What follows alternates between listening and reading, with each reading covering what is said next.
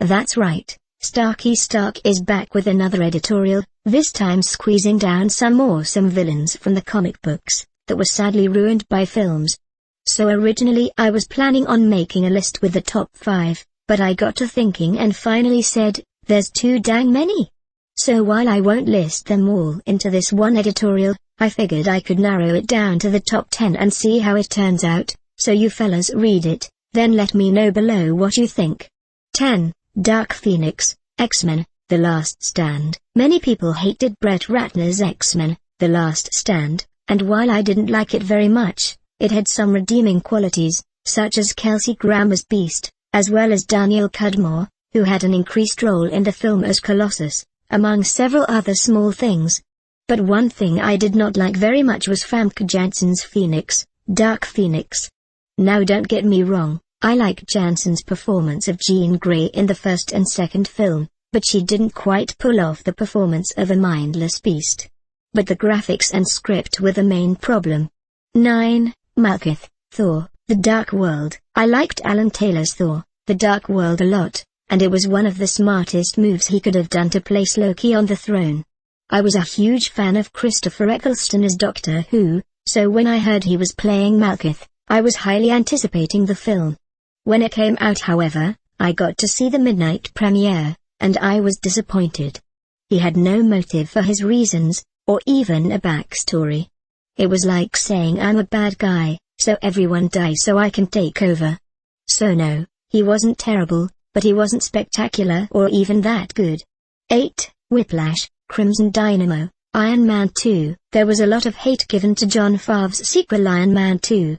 One of the many things hated on was Mickey Rourke's portrayal of classic Iron Man villain, Whiplash. And it's all for good reason. To his credit, the graphics of his electrical whips were awesome, but he's also Russian and got an armored suit, so he's also somewhat of a Crimson Dynamo, therefore damaging both villains. 7. Venom, Spider-Man 3. Do I really even need to explain? I didn't mind Sandman, or heck, even New Goblin wasn't that bad when comparing it to Topher Grace's Eddie Brock, Venom. Venom in the symbiote suit I didn't really mind, as the graphics and his webbing weren't that bad. But Topher as Eddie was ugly and mediocre. If the picture above doesn't say so, then something is wrong with you. 6. Doctor Doom, Fantastic Four and Fantastic Four, Rise of the Silver Surfer. There is nothing comic accurate about Doctor Doom in these films, except maybe his costume, which we only saw for a few minutes. Doctor Doom isn't a wealthy businessman who gets superpowers and goes crazy, but an overlord. He is the ruler of an island full of robots and drones ready to do anything as he commands. All of his weapons and powers are just highly advanced technology, and he most certainly isn't a superhuman. 5. The Mandarin, Iron Man 3, Ole, Ole. I went into Shane Black's Iron Man 3 expecting a lot. Like every Marvel movie, I'd seen all the trailers, clips, and TV spots released. I'd heard some early spoilers about the twist of Trevor Slattery, but I wasn't going to make that ruin my day.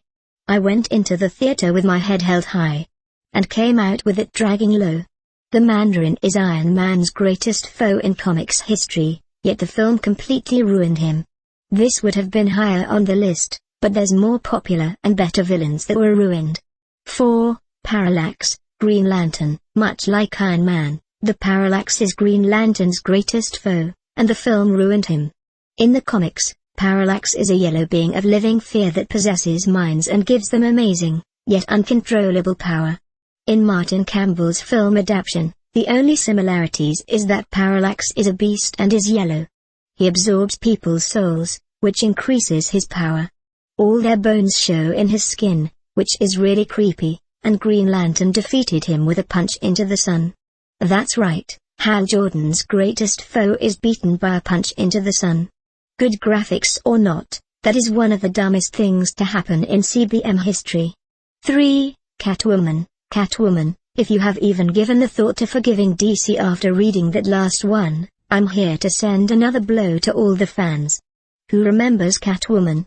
Played by Halle Berry, Catwoman was released in 2004 and focused on a girl named Patience Phillips. That's right fans, Because Selina Kyle apparently didn't have an interesting enough story, they released this. She was killed, and was brought back to life by cats. Well, at least it was original and entertaining in Batman Returns. She uses her cat-like powers as a villain, hero to save the day, I guess. It was very complicated, and Catwoman's story should not be so. 2. Galactus, Fantastic Four, Rise of the Silver Surfer. I think I'm going to cry. When you tease one of comic history's literal biggest villain twice, and then turn it into a cloud that absorbs planets instead of an actual being, that is what makes fans lose it. There is no way that I can ever forgive Fox and Tim Story for this. You can go look in concept art, where they even have the real design for Galactus, but instead they teased fans with the biggest reveal ever, then yanked it away and gave us a cloud instead. And now, the final villain. 1. Deadpool, X-Men Origins, Wolverine, laser vision, teleportation, sword, hand thingies, lips all sewn up. Let me just stop at that.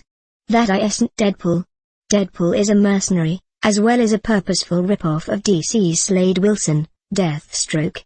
In the comics, Wade Wilson was diagnosed with cancer. He joined an experimental superhuman project, which left him healed, yet disfigured. I didn't mind Ryan Reynolds' portrayal of the villain, but when he was changed into what Fox calls Deadpool, I lost all hope in him. I truly hope they mock him if we ever get a film based on the Merc with a mouth. Yes, believe it or not, Deadpool has a mouth. So those are my thoughts. What are yours? Leave them below in the usual place.